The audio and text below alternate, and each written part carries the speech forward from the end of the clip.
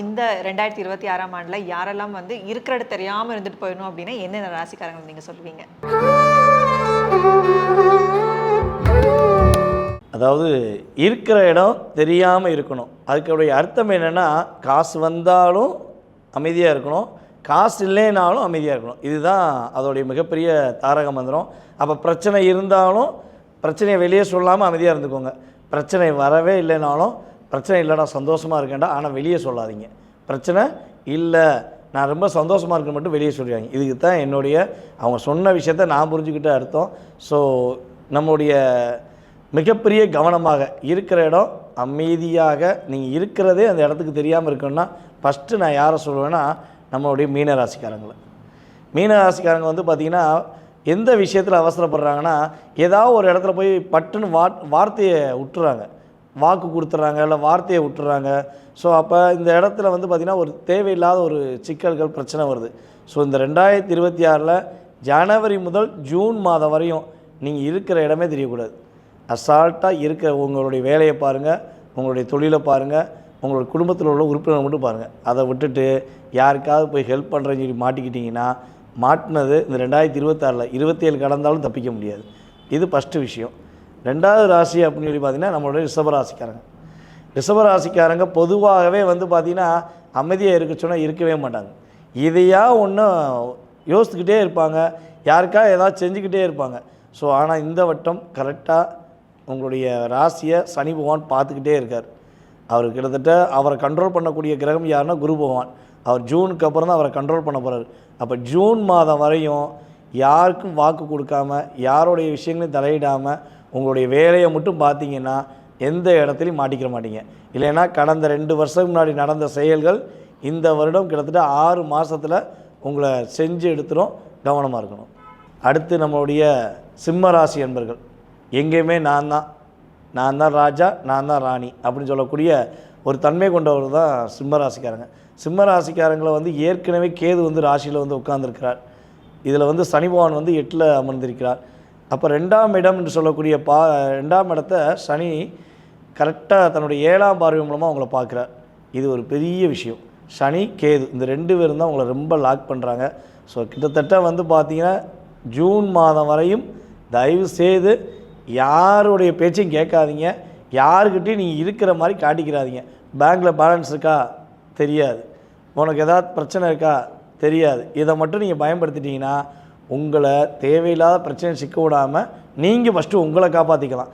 இல்லை என்கிட்ட பணம் இருக்குது, என்கிட்ட எல்லா விதமான ஒரு பவர் இருக்குதுன்னு காட்டினீங்கன்னா கூட்டு போய் உங்களை தான் உட்கார வச்சுருவாங்க. ஏற்கனவே ஒரு 6 மாதம் அப்படி தான் இருக்கீங்க, கொஞ்சம் கவனமாக இருந்துக்கோங்க. அதுக்கடுத்தபடியாக எந்த இடத்திலும் எப்பொழுதும் தனக்கே பிரச்சனை இருக்குதுன்னு மனசுக்குள்ளே வச்சுக்கிட்டே வாழக்கூடிய நம்மளுடைய விருச்சிக ராசிக்காரங்க. நீங்கள் சும்மா இருந்தாலும் கூட இருக்கவங்க சும்மா இருக்க மாட்டாங்க. நீங்கள் சுசான்னு உங்கள் வேலையை பார்த்துட்டு இருந்தால் என்ன பண்ணுவாங்க, உங்கள உசுப்பேற்றி விடுவாங்க.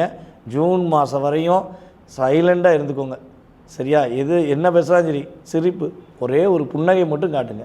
வார்த்தைகளால் கூட பேச வேண்டாம், ஒரு சின்ன புன்னகையை காட்டுங்க. உங்களுடைய வாழ்க்கையில் 6ஆம் மாதத்துக்கு அப்புறம் உண்மையான சந்தோஷம், உண்மையான வாழ்க்கை உறுதியாக குரு பகவானுடைய பரிபூரண ஆற்றல் மூலமாக நம்மளுடைய விருச்சிக ராசி கிடைக்கும். அப்போ நீங்கள் யாருங்கிறத காட்டலாம். இந்த கிட்டத்தட்ட நம்ம 6 மாதத்துக்கு பிறகு, ஜூன் மாதத்துக்கு பிறகு எச்சரிக்கையாக கவனமாக இருக்கக்கூடிய நபர்கள் அப்படின்னு சொல்லி பார்க்க போகிறோம். இப்போ வரைக்கும் ஜூன் மாதம் வரையும் பார்த்துட்டோம். ஜூனுக்கு பிறகு இருக்கிற இடம் தெரியாமல் இருக்க வேண்டிய நபர்களில் முதல் நபர் நம்மளுடைய கன்னிராசி. கன்னிராசி கிட்டத்தட்ட ஜூன் வரையும் உங்களுடைய செயல்பாடு என்னன்னாலும் நீங்கள் உங்களுடைய திறமையை காட்டிக்கலாம். ஜூனுக்கு மேலே கொஞ்சம் நிதானம் தேவை. ஏன்னா முயற்சி ஸ்தானத்தை குரு பகவான் பார்க்காரு.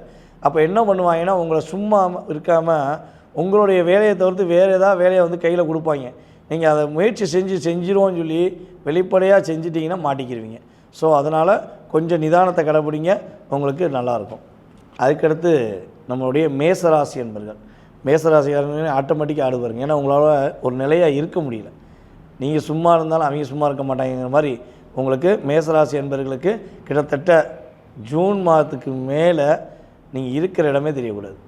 அமைதியாக இருக்கிற வேலையை பார்த்துட்டு அடுத்த பிரச்சனை ஃபோன் பண்ணி கூப்பிட்டானா, இந்த ஜாமீன் கையெழுத்து போடுறது, ஏதாவது ஒரு விஷயத்துக்கு உங்களை கூப்பிட்றாங்கன்னா சுவிட்ச் ஆஃப் பண்ணிவிட்டு சைலண்டாக உங்களுக்கு பிடிச்ச பாட்டை கேட்டு சந்தோஷமாக இருங்க.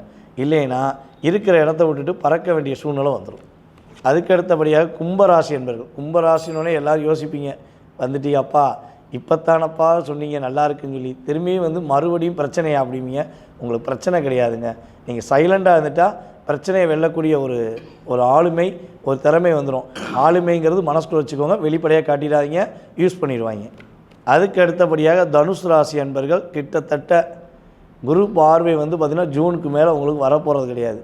அப்போ நீங்கள் யார், உங்களுடைய செயல்பாடு என்ன, பல பேருக்கு பாடம் சொல்லி கொடுக்குறது, பல பேருக்கு பல விஷயங்களை கற்றுக் கொடுக்குறது, இதெல்லாம் ஸ்டாப் பண்ணிக்கோங்க. உங்களுக்கான ஒரு செயல்பாடு, உங்களுடைய வாழ்க்கை, உங்களுடைய எதிர்காலம் மட்டும் இருந்துட்டிங்கன்னா பொருளாதாரம் உங்களுக்கு.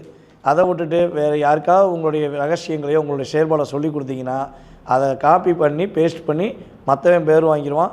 அதனால் எந்த ரகசியத்தையும் வெளியே சொல்லாதீங்க, எந்த விஷயத்தையும் வெளியே சொல்லாதீங்க. ரொம்பவே சிறப்பாக இந்த 2026ஆம் ஆண்டில் எந்த ராசிக்காரங்களுக்கு எப்படி இருக்க போகுது அப்படின்னு சொல்லி இந்த செக்மெண்ட்டை பார்த்தோம். இந்த செக்மெண்ட் ரொம்பவே இன்ட்ரெஸ்டிங்காக இருந்தது. உங்களுக்கு எப்படி இருந்தது அப்படிங்கிறத கமெண்ட் பாக்ஸில் கண்டிப்பாக கமெண்ட் பண்ணுங்கள். மேலும் ஜோதிட ரீதியான, ஆன்மீக ரீதியான பதிவுகளை பார்க்கறதுக்காக நம்ம ஆஸ்ட்ரோ தமிழா சேனலை ஃபாலோ பண்ணிக்கோங்க.